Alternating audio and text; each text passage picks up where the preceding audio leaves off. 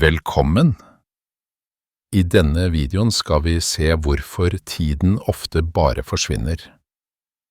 Hvordan vi ender opp med å være opptatt uten å få noe viktig gjort. Og hva du faktisk kan gjøre for å bruke tiden bedre, uten å bli overveldet. La oss starte. Travelt, men uten resultat. Endelig ferdig, eller jeg vet ikke om jeg egentlig er ferdig. Endelig ferdig, eller jeg vet ikke om jeg egentlig er ferdig. Hva mener du? Hva mener du? Jeg har vært opptatt hele dagen, men jeg føler ikke at jeg har fått gjort noe viktig. Jeg har vært opptatt hele dagen, men jeg føler ikke at jeg har fått gjort noe viktig. Åh, den følelsen. Jeg kjenner den alt for godt. Åh, den følelsen. Jeg kjenner den alt for godt. Seriøst, jeg gjorde mye, men fikk ingenting gjort. Seriøst, jeg gjorde mye, men fikk ingenting gjort. Hva brukte du tiden på da? Hva brukte du tiden på da? Møter, e-poster, småoppgaver, hele tiden noe som måtte gjøres. Møter, e-poster, småoppgaver, hele tiden noe som måtte gjøres. Så du var travel, men ikke effektiv? Så du var travel, men ikke effektiv? Akkurat. Akkurat. Det er egentlig ganske vanlig. Det er egentlig ganske vanlig. Ja, men det er frustrerende. Ja, men det er frustrerende. Jeg hadde en viktig oppgave jeg skulle bli ferdig med i dag. Jeg hadde en viktig oppgave jeg skulle bli ferdig med i dag. Ble du ferdig? Ble du ferdig? Ikke i det hele tatt, jeg fikk ikke engang startet skikkelig. Ikke i det hele tatt, jeg fikk ikke engang startet skikkelig. Hva stoppet deg? Hva stoppet deg? Hele tiden noen som trengte noe. Kan du ta en rask titt? Har du 2 minutter? Hele tiden noen som trengte noe. Kan du ta en rask titt? Har du 2 minutter? De 2 minuttene blir fort til en time. De 2 minuttene blir fort til en time. Nettopp, og plutselig var hele dagen borte. Nettopp, og plutselig var hele dagen borte. Jeg hadde nesten samme dag. Jeg hadde nesten samme dag. Seriøst? Seriøst? Ja, jeg svarte på meldinger, organiserte ting, hjalp folk. Ja, jeg svarte på meldinger, organiserte ting, hjalp folk. Men Men det viktigste arbeidet mitt, ikke rørt. Men det viktigste arbeidet mitt, ikke rørt. det er akkurat det som er problemet. Det er akkurat det som er problemet. Vi gjør det som haster, ikke det som faktisk betyr noe. Vi gjør det som haster, ikke det som faktisk betyr noe. Ja, forskjellen på å være opptatt og å være produktiv. Ja, forskjellen på å være opptatt og å være produktiv. Føler du at du kastet bort tid i dag? Føler du at du kastet bort tid i dag? Litt. Ikke helt bortkasta, men dårlig brukt. Litt. Ikke helt bortkasta, men dårlig brukt. Det er en god måte å si det på. Det er en god måte å si det på. Jeg angrer litt på at jeg ikke bare blokkerte tid og fokuserte. Jeg angrer litt på at jeg ikke bare blokkerte tid og fokuserte. Samme her. Samme her. Hvorfor gjør vi ikke det oftere? Hvorfor gjør vi ikke det oftere? Fordi vi lar oss avbryte hele tiden. Fordi vi lar oss avbryte hele tiden. Og fordi det føles bra å gjøre noe, selv om det ikke er viktig. Og fordi det føles bra å gjøre noe, selv om det ikke er viktig. Ja, det gir en falsk følelse av produktivitet. Ja, det gir en falsk følelse av produktivitet. Så hva kan vi gjøre annerledes i morgen? Så hva kan vi gjøre annerledes i morgen? Jeg tror jeg skal starte dagen med den viktigste oppgaven. Før e-post, før møter. Jeg tror jeg skal starte dagen med den viktigste oppgaven. Før e-post, før møter. Det høres smart ut. Det høres smart ut. Og kanskje si nei litt oftere. Og kanskje si nei litt oftere. Det er vanskelig. Det er vanskelig. Ja, men nødvendig. Ja, men nødvendig. Jeg tror også jeg må planlegge bedre, ikke bare reagere på alt som skjer. Jeg tror også jeg må planlegge bedre, ikke bare reagere på alt som skjer. Proaktiv istedenfor reaktiv. Proaktiv istedenfor reaktiv. Nettopp. Nettopp. Vet du hva som er litt ironisk? Vet du hva som er litt ironisk? Hva da? Hva da? Vi er slitne etter en dag hvor vi egentlig ikke har gjort det viktigste. Vi er slitne etter en dag hvor vi egentlig ikke har gjort det viktigste. Ja, det føles nesten verre enn å jobbe hardt med noe konkret. Ja, det føles nesten verre enn å jobbe hardt med noe konkret. Fordi vi ikke får den følelsen av å ha fullført noe. Fordi vi ikke får den følelsen av å ha fullført noe. Akkurat. Ingen ferdigfølelse. Akkurat. Ingen ferdigfølelse. Ok, så planen for i morgen? Ok, så planen for i morgen? En viktig oppgave først. Ingen distraksjoner. En viktig oppgave først. Ingen distraksjoner. Og mindre, jeg tar det bare raskt. Og mindre, jeg tar det bare raskt. Ja, de raske tingene ødelegger alt. Ja, de raske tingene ødelegger alt. Kanskje vi burde minne hverandre på det? Kanskje vi burde minne hverandre på det? God idé. God idé. Så neste gang du sier «jeg gjorde mye, men fikk ingenting gjort», så neste gang du sier «jeg gjorde mye, men fikk ingenting gjort», Så vet jeg at noe er galt. Så vet jeg at noe er galt. nettopp. Nettopp. Ok, ny dag i morgen. Ok, ny dag i morgen. Og forhåpentligvis faktiske resultater. Og forhåpentligvis faktiske resultater. Det hadde vært fint. Det hadde vært fint. Anger på bortkastet tid. Hei, Emil. Du ser litt tankefull ut. Går det bra? Hei, Emil. Du ser litt tankefull ut. Går det bra? Hei, ja det går bra, men jeg har tenkt mye i det siste. Hei, ja det går bra, men jeg har tenkt mye i det siste. Hva tenker du på?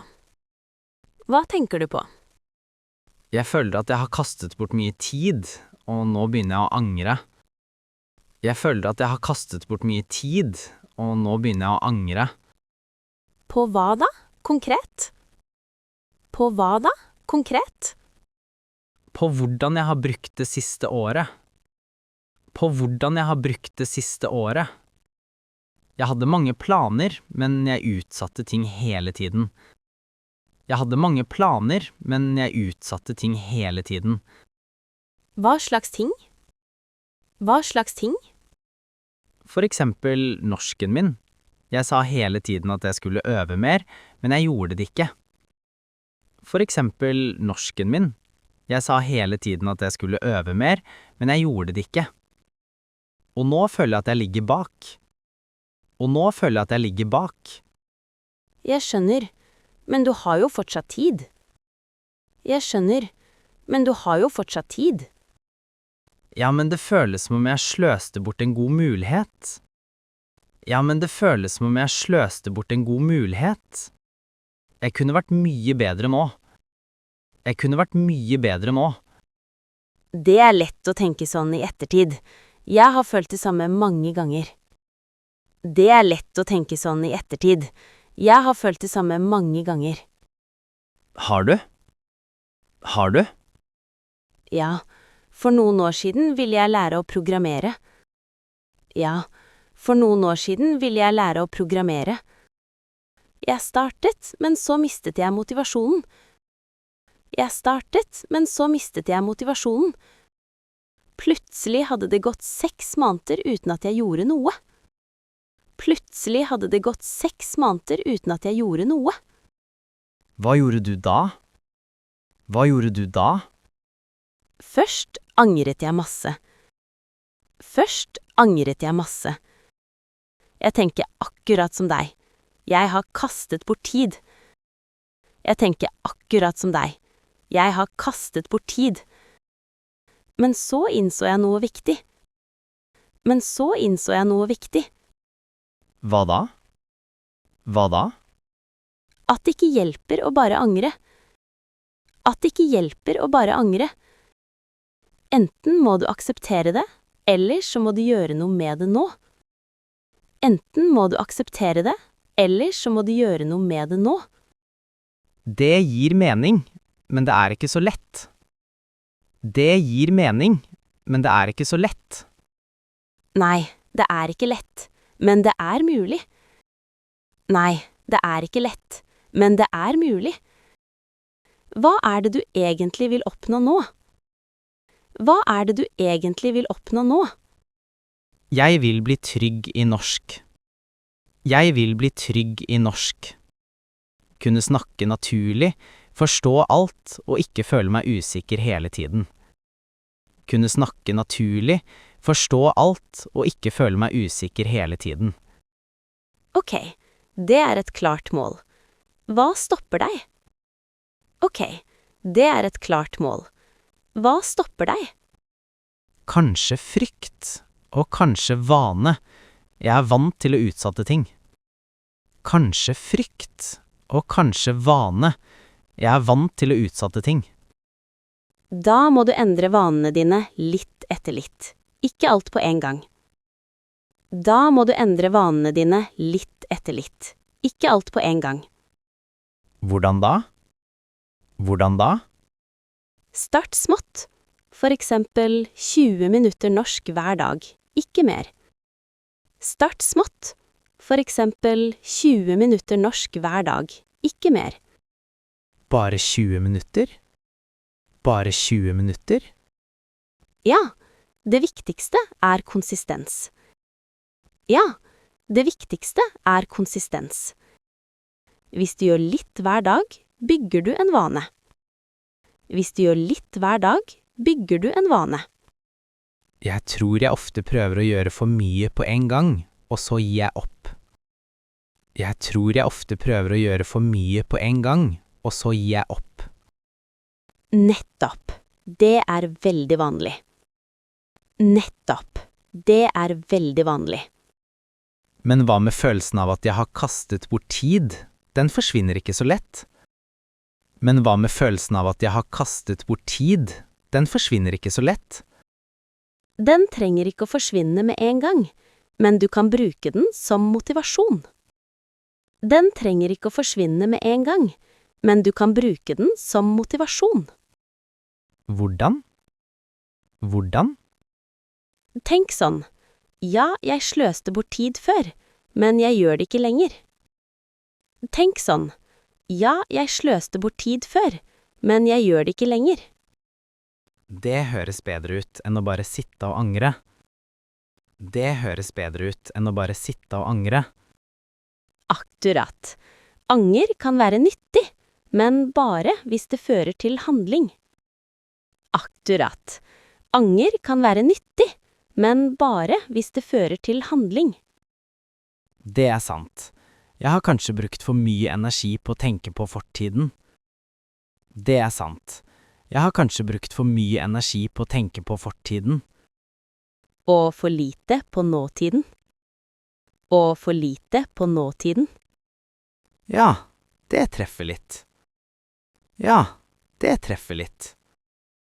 Så hva kan du gjøre i dag, helt konkret? Så hva kan du gjøre i dag, helt konkret? I dag? Jeg kan øve norsk i 20 minutter, som du sa. I dag? Jeg kan øve norsk i 20 minutter, som du sa. Kanskje se en video og skrive ned nye ord? Kanskje se en video og skrive ned nye ord? Bra! Og kanskje snakke litt også? Bra! Og kanskje snakke litt også? Ja, det burde jeg, selv om det er litt skummelt. Ja, det burde jeg, selv om det er litt skummelt. Det er alltid litt skummelt i starten, men det blir lettere. Det er alltid litt skummelt i starten, men det blir lettere. Vet du hva? Jeg føler meg faktisk litt bedre nå. Vet du hva? Jeg føler meg faktisk litt bedre nå. Bra! Det var målet. Bra! Det var målet. Jeg tror jeg har vært litt for hard mot meg selv. Jeg tror jeg har vært litt for hard mot meg selv. Det er du ikke alene om. Det er du ikke alene om. Men samtidig, jeg vil ikke fortsette å kaste bort tid. Men samtidig, jeg vil ikke fortsette å kaste bort tid. Og det er akkurat derfor du kommer til å gjøre det bedre nå. Og det er akkurat derfor du kommer til å gjøre det bedre nå. Jeg håper det. Jeg håper det. Ikke bare håp, planlegg. Små steg hver dag. Ikke bare håp, planlegg. Små steg hver dag. Ok, fra i dag, ingen flere unnskyldninger. Ok, fra i dag, ingen flere unnskyldninger. Der har vi det. Der har vi det. Takk, jeg trengte denne praten. Takk, jeg trengte denne praten. Bare hyggelig. Bare hyggelig. Neste gang vi snakker, skal jeg ha forbedret norsken min litt. Neste gang vi snakker, skal jeg ha forbedret norsken min litt. Jeg gleder meg til å høre det. Jeg gleder meg til å høre det. Og denne gangen skal jeg ikke angre. Og denne gangen skal jeg ikke angre. Perfekt. Perfekt. Burde ha startet før. Har du begynt på oppgaven? Har du begynt på oppgaven? Ærlig? Nei. Ærlig? Nei. Seriøst, fristen er i morgen. Seriøst, fristen er i morgen. Jeg vet, jeg utsatte det hele uka. Jeg vet, jeg utsatte det hele uka. Hvorfor? Hvorfor? Jeg tenkte jeg hadde masse tid. Jeg tenkte jeg hadde masse tid. Klassisk feil. Klassisk feil. Ja, nå sitter jeg her og angrer. Ja, nå sitter jeg her og angrer. Det hjelper ikke å angre nå. Det hjelper ikke å angre nå. Nei, men jeg føler virkelig at jeg har kastet bort tid. Nei, men jeg føler virkelig at jeg har kastet bort tid. Ok, stopp litt. Hvor mye har du gjort? Ok, stopp litt. Hvor mye har du gjort? Nesten ingenting. Nesten ingenting. Da må du bare starte nå. Da må du bare starte nå. Men det føles som det er for sent. Men det føles som det er for sent. Det er ikke for sent. Det er bare mindre tid igjen. Det er ikke for sent. Det er bare mindre tid igjen. Det er sant. Det er sant.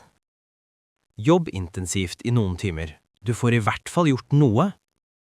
Jobb intensivt i noen timer. Du får i hvert fall gjort noe. Ja, bedre enn ingenting. Ja, bedre enn ingenting. Akkurat. Akkurat. Ok, jeg begynner nå. Ingen distraksjoner. Ok, jeg begynner nå. Ingen distraksjoner.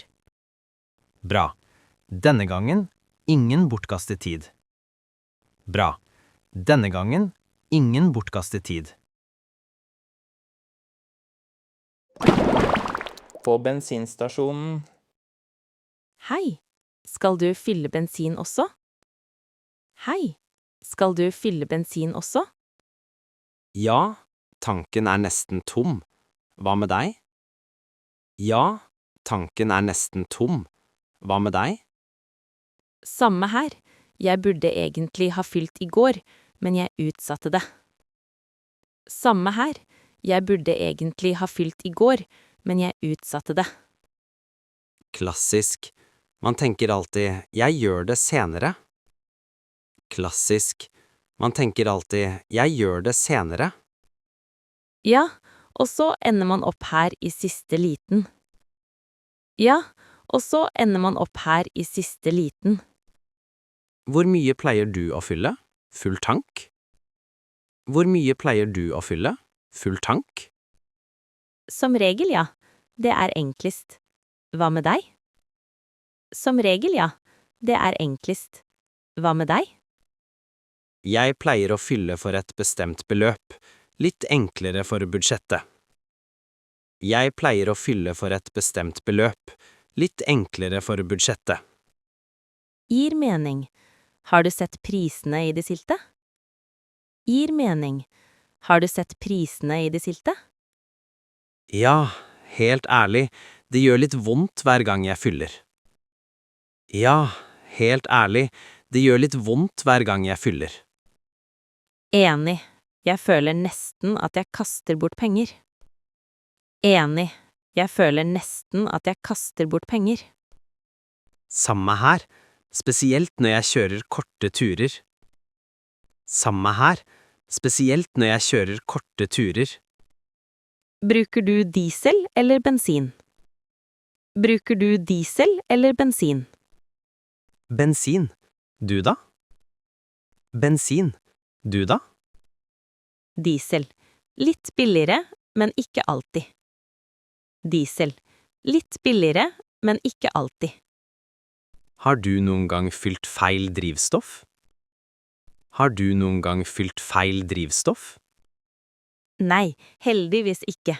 Det hadde vært krise. Nei, heldigvis ikke. Det hadde vært krise. Ja, jeg kjenner faktisk noen som gjorde det. Det ble dyrt. Ja, jeg kjenner faktisk noen som gjorde det. Det ble dyrt. Det tror jeg på. Det tror jeg på. Skal du betale inne eller med kort her ute? Skal du betale inne eller med kort her ute? Jeg pleier å betale med kort her ute. Raskest. Jeg pleier å betale med kort her ute. Raskest. Ja, det er praktisk. Ja, det er praktisk. Forresten, sjekker du lufttrykket i dekkene dine? Forresten, sjekker du lufttrykket i dekkene dine? Ikke så ofte som jeg burde. Ikke så ofte som jeg burde. Samme her. Jeg vet at det er viktig, men jeg utsetter det hele tiden. Samme her. Jeg vet at det er viktig, men jeg utsetter det hele tiden. Kanskje vi burde gjøre det nå? Kanskje vi burde gjøre det nå? Ikke en dårlig idé. Ikke en dårlig idé. Kort pause mens de fyller drivstoff. Kort pause mens de fyller drivstoff. Ferdig allerede. Det gikk fort. Ferdig allerede. Det gikk fort. Ja, men kontoen min merker det. Ja, men kontoen min merker det. Haha, sant. Haha, sant. Skal du vaske bilen også? Skal du vaske bilen også? Jeg tenkte på det, men jeg er litt usikker. Jeg tenkte på det, men jeg er litt usikker. Hvorfor det? Hvorfor det? Jeg gjorde det forrige uke, og nå er den skitten igjen. Føles litt bortkastet.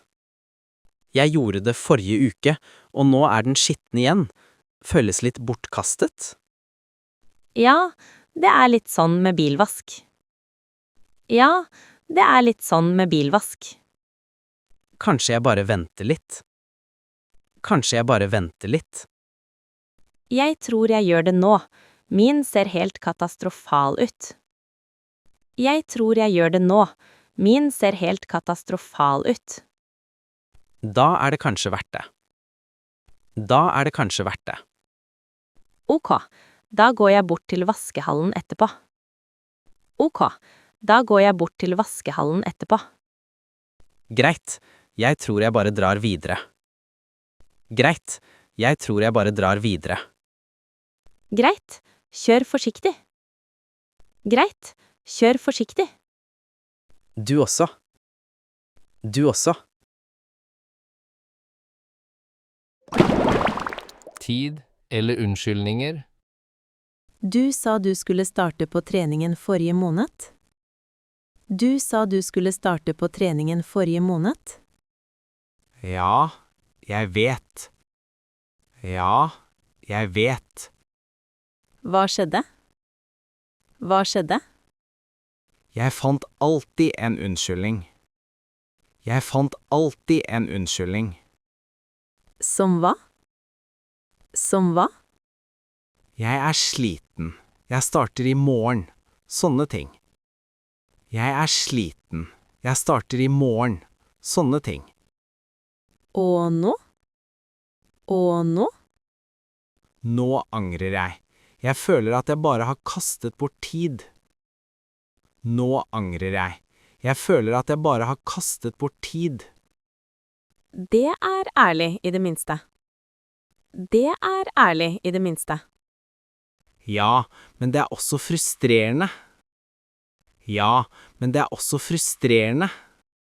Så hva stopper deg nå? Så hva stopper deg nå? Ingenting egentlig, bare vane. Ingenting egentlig, bare vane. Da det der du må begynne. Da det der du må begynne. Hvordan? Hvordan? Ikke tenk så mye, bare gå og tren i dag. Ikke tenk så mye, bare gå og tren i dag. Selv om jeg ikke føler for det? Selv om jeg ikke føler for det? Spesielt da. Spesielt da. Du kan enten fortsette å angre, eller begynne nå. Du kan enten fortsette å angre, eller begynne nå. Når du sier det sånn. Når du sier det sånn. Ja? Ja? Jeg blir med deg i dag. Jeg blir med deg i dag. Der snakker vi. Der snakker vi. Ingen flere unnskyldninger. Ingen flere unnskyldninger. Og ingen mer bortkastet tid. Og ingen mer bortkastet tid. Helgen som forsvant. Hei, hvordan var helgen din? Hei, hvordan var helgen din? Ærlig, den bare forsvant. Ærlig, den bare forsvant. Hva mener du? Hva mener du? Jeg føler jeg kastet bort hele helgen. Jeg føler jeg kastet bort hele helgen. Seriøst? Hva gjorde du da? Seriøst? Hva gjorde du da? Ikke så mye egentlig. Ikke så mye egentlig. Jeg skulle gjøre masse, men endte opp med nesten ingenting. Jeg skulle gjøre masse, men endte opp med nesten ingenting. Klassisk. Hva var planen din? Klassisk. Hva var planen din? Jeg ville trene, rydde leiligheten og jobbe litt med et prosjekt. Jeg ville trene, rydde leiligheten og jobbe litt med et prosjekt. Det høres ganske produktivt ut. Det høres ganske produktivt ut. Ja, i teorien. Ja, i teorien. Hva skjedde i praksis? Hva skjedde i praksis? Jeg våknet sent på lørdag og tenkte, jeg starter snart. Jeg våknet sent på lørdag og tenkte, jeg starter snart. Og så? Og så? Så ble jeg liggende på mobilen. Så ble jeg liggende på mobilen. Hvor lenge? Hvor lenge? Alt for lenge. Plutselig var det kveld. Alt for lenge. Plutselig var det kveld. Det skjer med meg også. Det skjer med meg også. Og da tenkte jeg gjør det i morgen i stedet. Og da tenkte jeg gjør det i morgen i stedet. Søndagen skulle redde alt. Søndagen skulle redde alt. Nettopp. Nettopp. Gjorde den det? Gjorde den det? Nei, ikke det hele tatt. Nei, ikke det hele tatt. Hva gjorde du på søndaga? Hva gjorde du på søndaga? Nesten det samme. Litt rydding, men jeg mistet motivasjonen med en gang. Nesten det samme. Litt rydding, men jeg mistet motivasjonen med en gang. Så du føler du sløste bort hele helgen? Så du føler du sløste bort hele helgen? Ja, nå sitter jeg her og angrer. Ja, nå sitter jeg her og angrer. Jeg skjønner følelsen. Jeg skjønner følelsen. Det verste er ikke at jeg ikke gjorde noe. Det verste er ikke at jeg ikke gjorde noe. Hva er det verste, da? Hva er det verste, da? At jeg hadde tid, men brukte den feil. At jeg hadde tid, men brukte den feil. Ja, det treffer. Ja, det treffer. Hva med deg? Var du produktiv? Hva med deg? Var du produktiv? Litt mer enn deg, kanskje, men ikke perfekt. Litt mer enn deg, kanskje, men ikke perfekt. Hva gjorde du? Hva gjorde du? Jeg trente på lørdag, men resten av dagen gjorde jeg ikke så mye. Jeg trente på lørdag, men resten av dagen gjorde jeg ikke så mye. Så du kastet bort litt tid du også? Så du kastet bort litt tid du også? Litt, ja, men jeg prøver ikke å angre for mye. Litt, ja, men jeg prøver ikke å angre for mye. Hvordan klarer du det? Hvordan klarer du det? Jeg tenker at helgen også er til for å slappe av.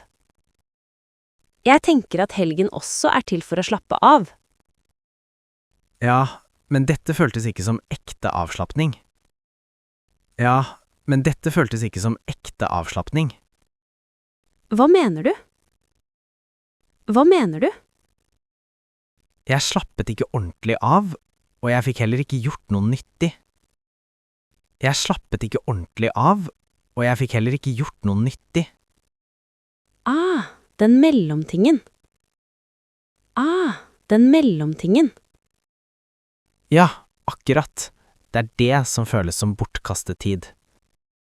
Ja, akkurat. Det er det som føles som bortkastet tid. Da må du kanskje endre litt på hvordan du planlegger helgene dine. Da må du kanskje endre litt på hvordan du planlegger helgene dine. Hvordan da? Hvordan da? Ikke lag for mange planer. Velg 1 eller 2 ting du virkelig vil gjøre. Ikke lag for mange planer. Velg 1 eller 2 ting du virkelig vil gjøre. Det høres mer realistisk ut. Det høres mer realistisk ut. Og bestem deg på forhånd. Ikke vent til du føler for det. Og bestem deg på forhånd.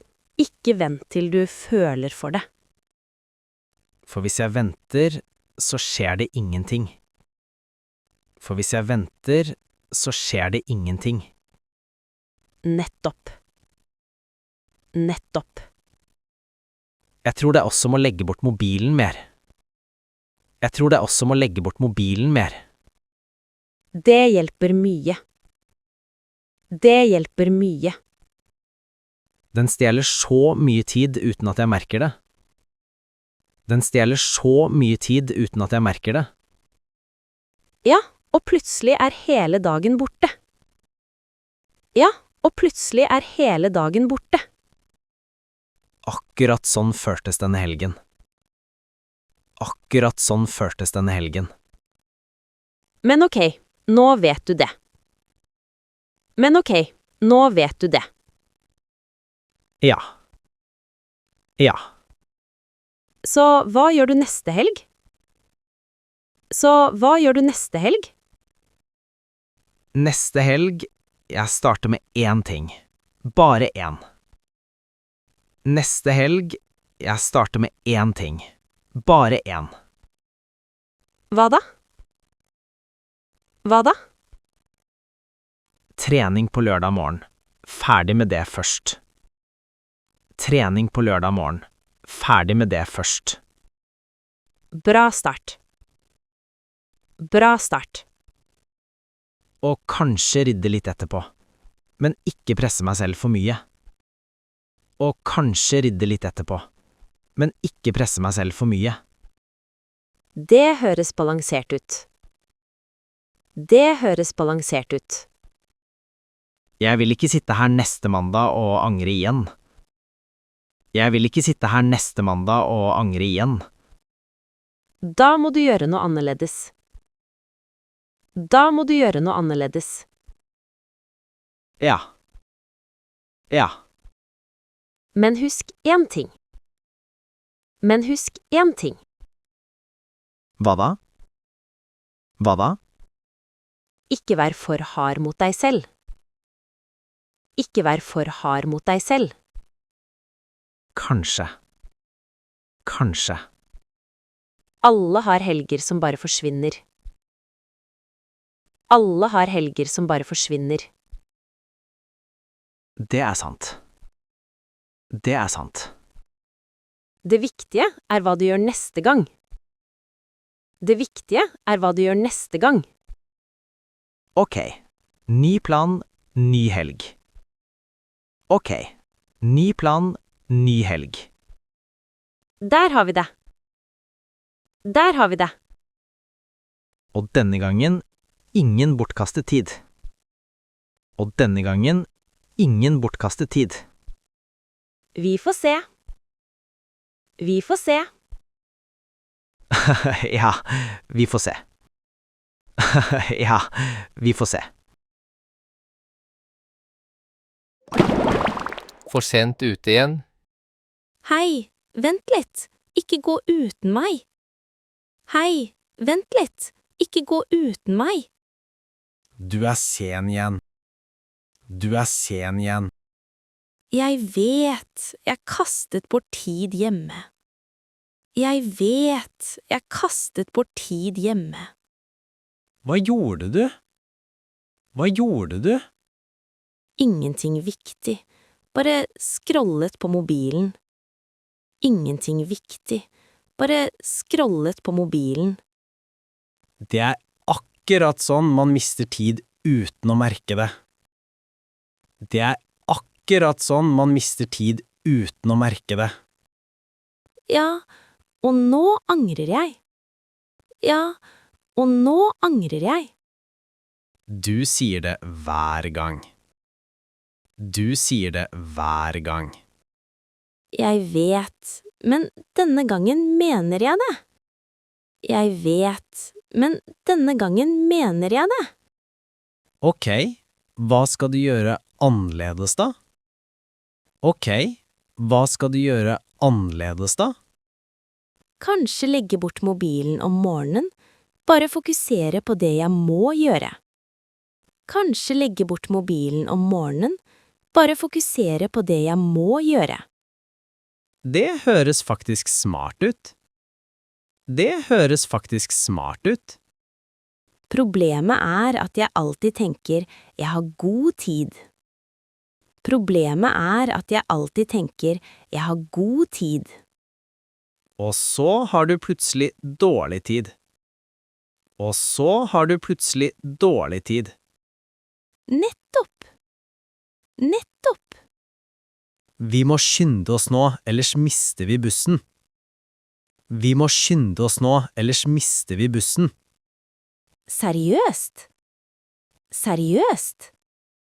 Ja, og da har vi virkelig kastet bort tid. Ja, og da har vi virkelig kastet bort tid. Ok, la oss løpe. Ok, la oss løpe.